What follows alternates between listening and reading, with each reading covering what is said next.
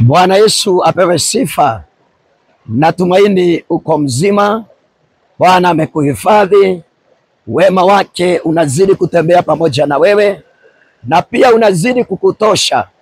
Maana ni vyema wema wa Bwana ukatutoshe kwa kila majira, usiku mchana, tunapoondoka tunaporudi, wema wa Bwana ukaweza kututosha.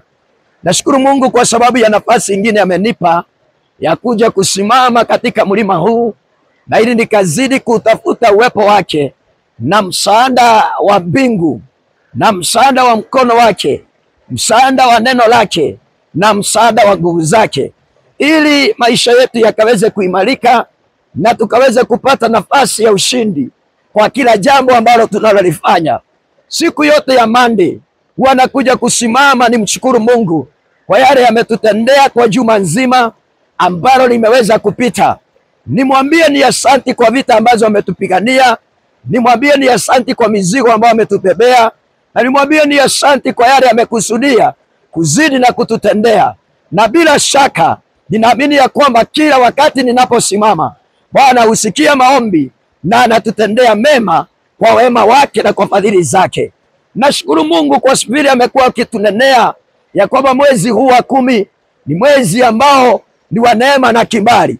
Nazidi kukuombea neema na kibali cha Mungu katika maisha yako. Na kwa sababu tuliweka mzingi siku ya last week, wakati ambapo tulienda kushukuru Mungu kwa ajili ya mwezi wa Septemba, na tukaweka mzingi wa mwezi wa Oktoba.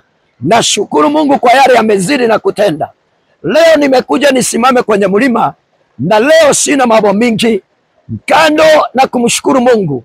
Nimekuja nimwambie kama vile neno lake limetuambia, Zaburi 86 na mstari haswa wa 17, nioneshe ishara za wema wako, ili maadui zangu wapate kuiona ishara ya wema wako, wakaweze kuaibika.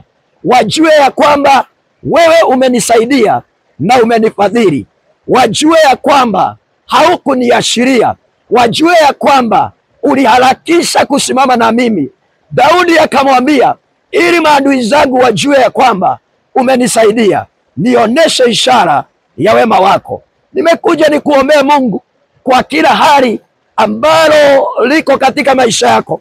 Mahali popote unahitaji wema wa Mungu akuoneshe ishara za wema wake.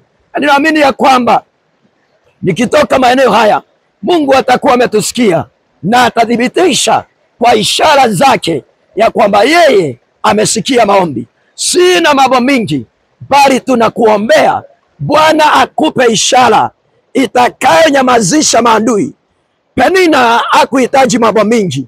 Penina alihitaji tu ishara ya wema wa Mungu aione katika maisha ya Hana, na kutoka hapo akakoma kumkenjeli, akakoma kumdhihaki, akakoma kumtia ushungu wa moyo. Maana Mungu alitembelea mtumishi wake Hana, akampa ishara ya wema wake. Naomba mbingu likafunguke na neema ya Mungu ikakutoshe, ukapata kimbali mbele za Mungu. Ninapolitaja jina lako, Bwana akakupe ishara ya wema wako mahali popote ulipo, na kwa hali yoyote unahitaji Mungu akuoneshe ishara ya wema wake. Ubarikiwe sana na Mungu akutende mema. Niko kwenye mlima wa Mount Kenya, na ninaamini nikitoka hapa Bwana kuna jambo atalitenda katika maisha yako. Ubarikiwe. Shalom, shalom, shalom.